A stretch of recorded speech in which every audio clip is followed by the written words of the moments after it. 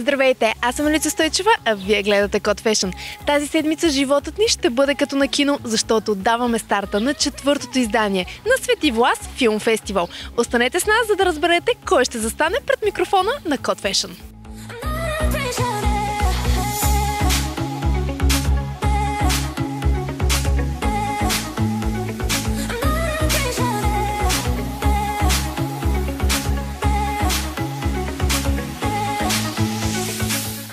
Дани, здравей! За нашия екип е изключително удоволствие за четвърта поредна година да се преживяваме заедно с вас, както ти казах и в нашото студио Киномагията на Свети Влас.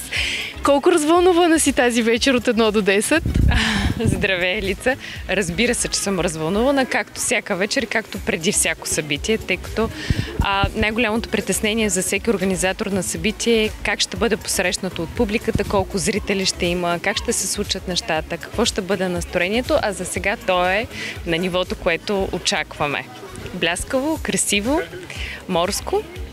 Наистина и доста звездно в амфитеатъра тук в Свети Влас. Хората са толкова празнично настроени, облечени, наистина като за един така звезден фестивал. Какво е вече мястото и ролята на фестивала в изобщо морската програма? Знам, че община Бургас ви подкрепя. Да, така е. Двете с теб си говорихме за фестивалът в Кан и за това, че се опитваме така в годините да си откраднем поне мъничък процент от този лайфстайл и стил на обличане, така че мисля, че това се налага с времето, да бъдем по-празнични и по този начин да наложим този фестивал в културния афиш не само на Свети Влас, но и като едно стойностно събитие за българското Черноморие. Разкошни филми сте избрали тази година с фокус в българското кино, за което още веднъж аплодисменти и адмирации. Трудно ли ще бъде на журито да отсее така най-отличилия се филм? Мисля, че да, тази година конкуренцията между селектираните филми е голяма, но това е тяхна отговорност да му мислят те. За нас остава само да се наслаждаваме през тези 4 дни. Има ли нещо, което е изключително специално за теб ново тази година, с което искаш така личностно да си кажеш браво и на себе си за това, че си успяла да го свършиш? Разбира се, удовлетворението от това, че вече го правим четвърта година и се превръща в традиция, налага се, има по-голями интереси и от към участие, и към публика. Има нещо, което е съвсем емоционално и лично, но ще го разберете на закриването, церемонията по награждаване и тогава ще споделя с вас. Нямаме търпение, страхотно е програмата, така че нямаме търпение да започне. На добър час на фестивала и до финалната вечер, когато ще си говорим за впечатленията ни. Абсолютно. Да бъде кино. Благодаря ви.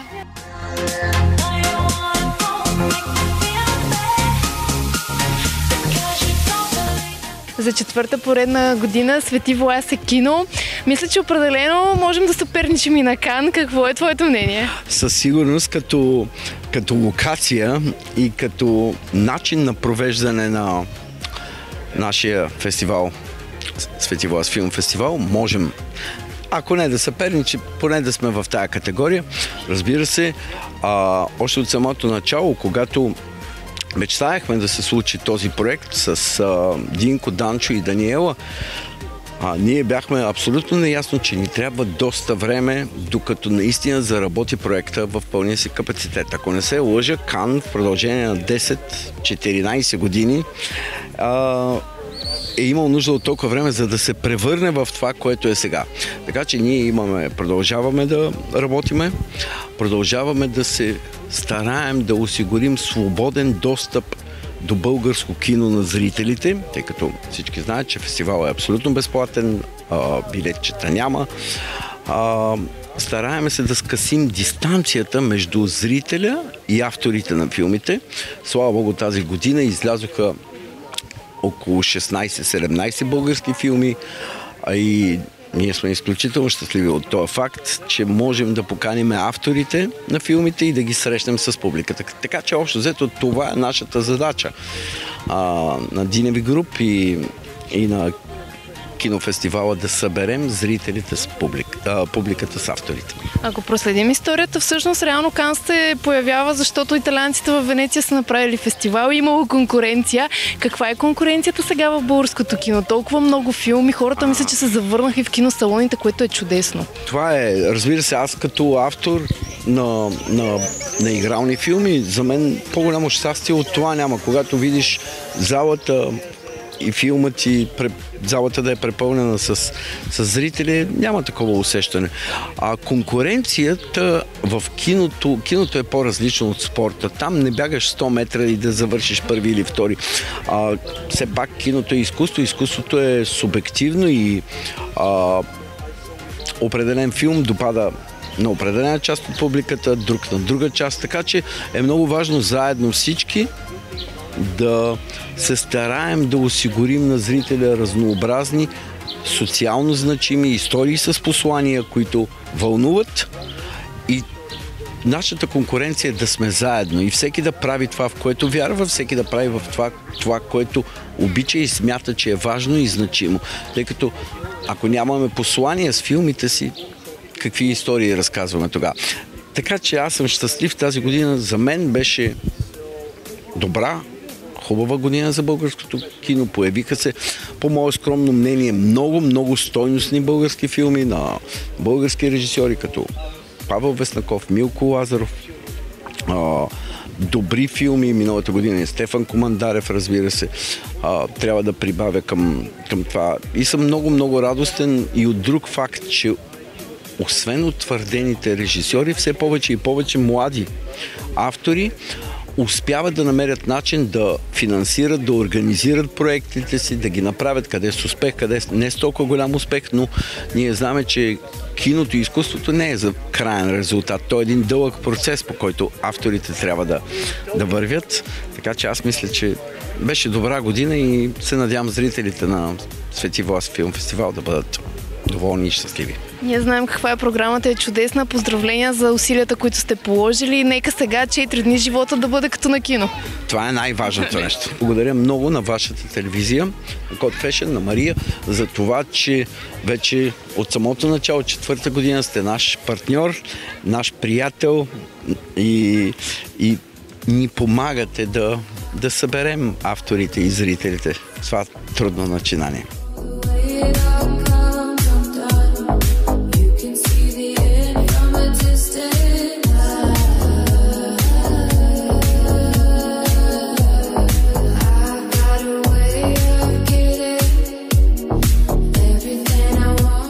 Ники, здравей! Изключително се радвам да те видя на 4-то издание на Свети Влас Филм Фест. Хората тук наистина много се стараят да помагат на българското кино. Какво е за теб да откриваш тази годишното издание? Голяма чест, честно казано е за мен, защото миналата година бях тук за първи път, на 3-то издание бях жури и тайно се надявах да се върна до година с филма, и това, че са избрали братя Диневи и Даниела и въобще всички организаторите да откриеме с Без крила е супер, така че много се вълнувам.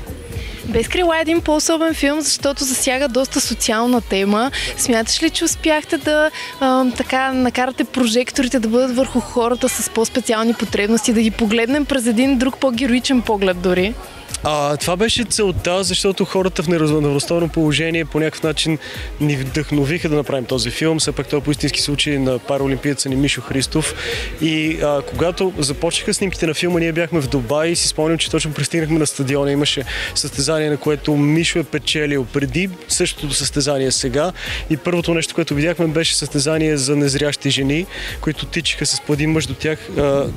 Имаха лека връв между тях, за да може да си тичат в коридора, и беше наистина много впечатляващо, яски вдъхновящо, и си казахме с Башар, с който направихме филма, че трябва да направим филм, който по някакъв начин да запознае хората с това, защото няма кой знае колко голям интерес към тези състезания. Те наистина са много впечатляващи и много вдъхновяващи. Така че идеята беше не просто да е социален филм, а да е вдъхновяващ филм с примера на тези хора, които дават за нас. Освен това, филмът е биографичен. Бих казала, че в българското кино това се прокрадна сега като тенденция и тренд. Работиш ли върху следващ подобен проект или сега си се насочил към нещо по-друго, по-динамично и по-различно? Да, филм е биографичен. Работиме по нов проект. Той има нещо общо с биографичност, до някъде свързано с старото българско кино, но не е толкова биографичен, колкото този. Има нещо общо. По-скоро сега отново искаме да направим филм, който да е една идея по-забавен, пак да има смисъл и послания, но една идея по-лек, защото все пак работата по Безкрила не беше много лека, имайки предвид темата, и искаме отново да се върнем към нещо малко по-леко, поне за кратко. И така. Няма да ни разкажеш повече, виждам. Много пъти ни се случва в ежедневието да оставяме без крила. В тези моменти ти как се вдигаш, за да полетиш отново? По някакъв начин търся смисъл в това, което правя, и то да ми даде повод да продължа, защото трудностите са част от живота и за да ги преодолеем трябва да имаме нещо, което да ни дава смисъл. Така че да ги приемем като нещо необходимо. Така че крайната цел и процеса, примерно направене на филм, ми дава смисъл да имам сила да продължа. Това е до голяма степен и смисъл на филма, но защото той е взет и от моя живот по някакъв начин, въпреки че е биографичен филм. Много ти благодаря, че намери време за екипа на Code Fashion и нямаме търпение сега още един път тук да се насладим в Свети Влас на Без крила. Супер, много благодаря и аз. Позволете ми да ви се представя. Аз съм Елизабет Методиева и за мен е огромно удоволствие за трети път да бъда водеща на Свети Влас Филмфест. Благодаря за поканата на DMB Group, благодаря за доверието.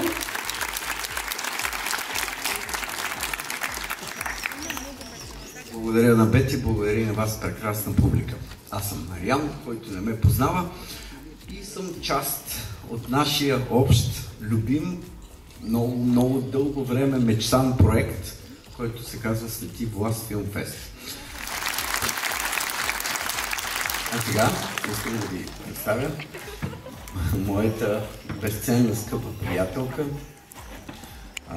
и партньор, момичето, което прави всичко възможно, госпожа Даниела Динева.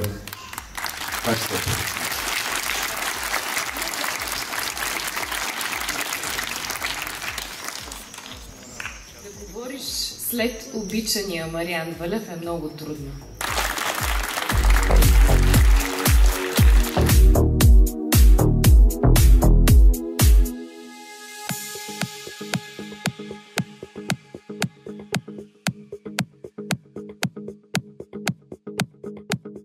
Арена театър Свети Влас се пълни с кинолюбители, защото днес е втората вечер на Свети Влас Филмфест. Тази вечер ще се насладим на филма Безветрие. Останете с нас! Изключително съм щастлива, че на втората вечер на Свети Влас Филмфест ще се насладим на Безветрие. Един много интересен филм с много интересен стил на заснемане. Как решихте да поднесете така историята? Когато започвахме да правим филма, се чувствах доста изморен от дългата работа в телевизията и ми се искаше да опитам нещо ново, малко по-неконвенционално. И с оператора на филма Олин Роевски един ден случайно стигнахме до това заключение да снимаме в този странен формат, защото мисля, че отговаря много добре на историята и на клаустрофобичното усещане, което главният герой изпитва, докато се връща в родния си град. Споменахме телевизията. Успява ли българина обаче вече да влиза по-дълбоко в историите и така по-тежките сюжети да му бъдат на сърце? Трудно е. Това не е популярно. Така, тежките сюжети не са много популярни сред българската публика, но пък от друга страна, според мен е важно да възпитаваме и по-различен вкус в хората и да им предлагаме по-алтернативни форми на изразяване. И всъщност българският зрител, когато получи достъп до такова съдържание и то бъде споделено по адекватен начин, мисля, че има интерес към такъв тип филми. Тази година определено беше много силна за българското кино. Много филми излязоха. Свети Влас ни посрещат с изцяло българска програма. Ще бъде ли в Безветрие част от някой нов фестивал? Защото определено знам, че доста награди така го следят. Всъщност точно преди да дойда тук и ви гледах едни спомени в интернет, че премиерата на филма е била преди една година на фестивала в Карлови Вари и всъщност ние вече сме към края на фестивалния път на филма, защото сме били на над 25 фестивала в целия свят и всъщност след няколко месеца филма ще бъде достъпен в платформите за онлайн гледане. Това е една добра новина, който не успе да се наслади във власт на филма. Предстои ли пред Павел Веснаков някой нов проект или още е по-силна умората от Безветрие? Ако всичко е наред, до година живот и здраве трябва да снимаме нов филм с Весока Крекова, която отново ще бъде продуцент на това, което правя. Филма се казва Деконструкция и е планиран за снимки до година по това време. Намерих и човека, на когото, ако не ви харесва селекцията на Свети Влас Филмфест, можете да пишете обжалванията. Шегуваме се, разбира се. Тежка ли отговорността да сте така председател на селекционната комисия, защото предполагам много часове киногледане е било? За мен като кинокритик това не е тежка работа. Предположение, че аз постоянно гледам филми.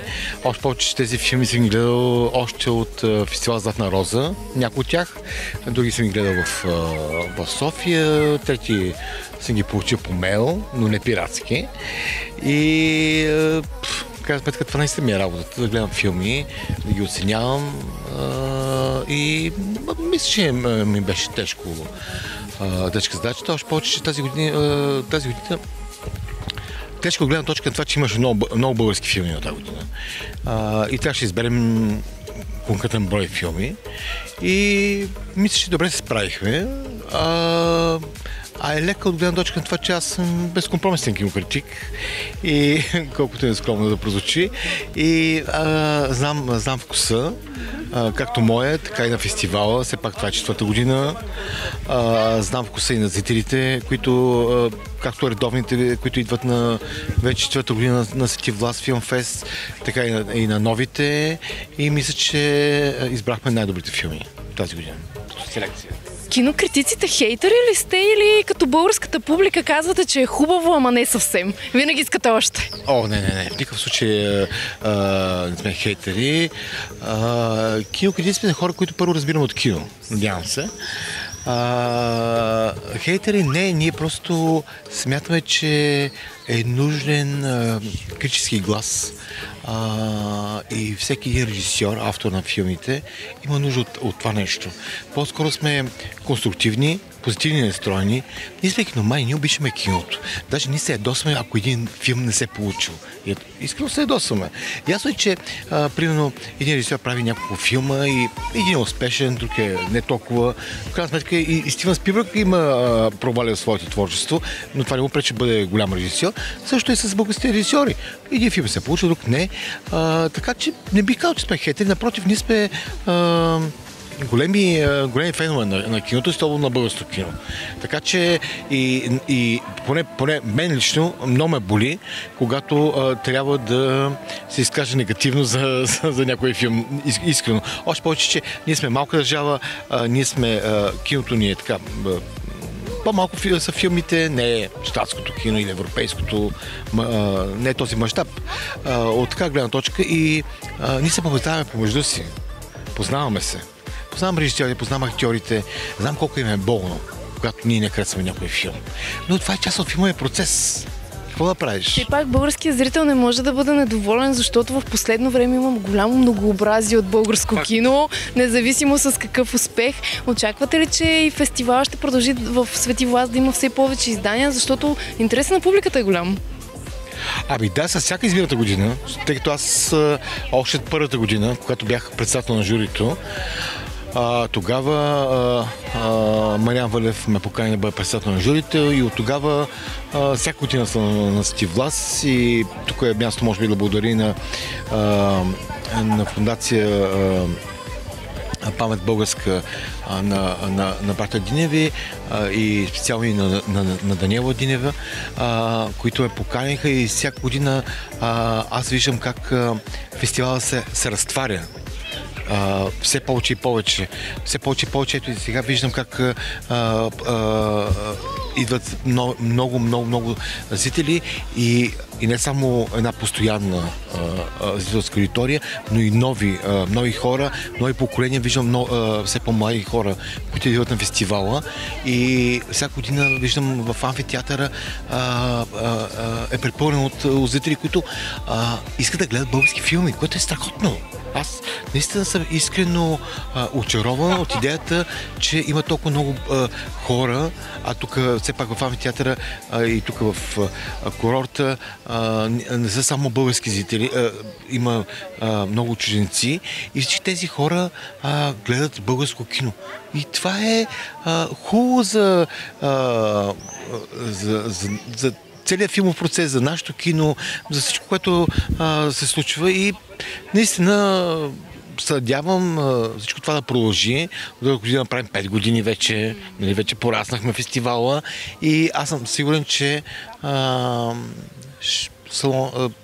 летният театър ще бъде препълнен. Убеден съм.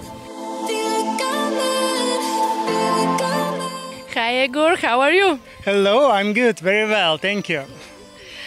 What does it mean to you to be a part of a selection committee at Свети Влас Film Fest? I think this is great honor, first of all, but at the same time it's a great responsibility to be the one who is selecting the movies and choose between the best. The challenging was to find the movies which are more related to our nowadays life, more close to what's happening now and more actual for the viewer. There are so many good, talented people in Bulgaria and so many people in the movie industry, in the art industry, in any kind of creative industries, and to choose the best among of them. It's almost mission impossible. It's another movie. It's difficult, it's true, but you're really a very famous influencer, and I have one really interesting question. If someone asked you to be part in a movie, would you say yes or? Well, I would say I will think about it. You know, I think for me, being part of the movie, these actors, the cameraman, the movie producers, they are not just a people who is making movie. They are making the miracles. They are making this kind of magic. And for being actors to act as an actor, you have to be well trained, well educated, know everything, how to express your feeling, know how to act in front of the camera. So it's a big hard work behind the scene. So it's not enough to have a talent. You need to have this kind of academic background to have a study about this and to act accordingly to this law, because this is not just a movie. This is not just acting in front of the camera. It's a know how to do this.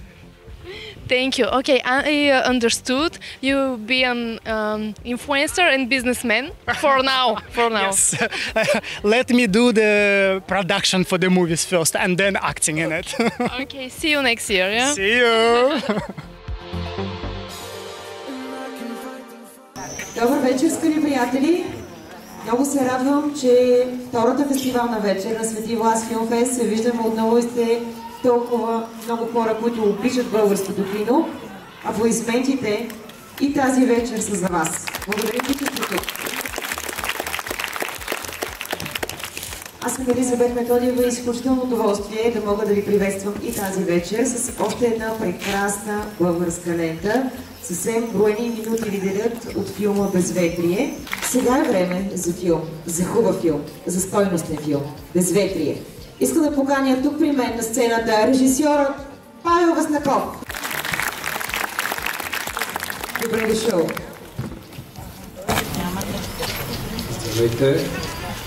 Изключително ми е приятно да бъда тук тази вечер.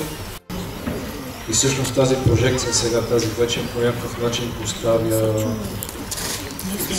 своеобразен край на фестивалния път. И радвам се, че се случва на толкова специално място, на толкова интересно, в толкова интересно кино. Филмът отразява по някакъв начин всичките търсения, които съм имал в киното през годините и които не съм си позволявал в крайна степен да реализирам. Само това ще го кажа преди да го пуснем. Държах с този филм да се опитам да направя нещо, което силно репрезентира чувствата, които изпитвам към държавата, в която живеем, към семейството ми, към средата като цяло. Пожелавам за приятно гледане и ви благодаря, че толкова много от вас са дошли тази вечер.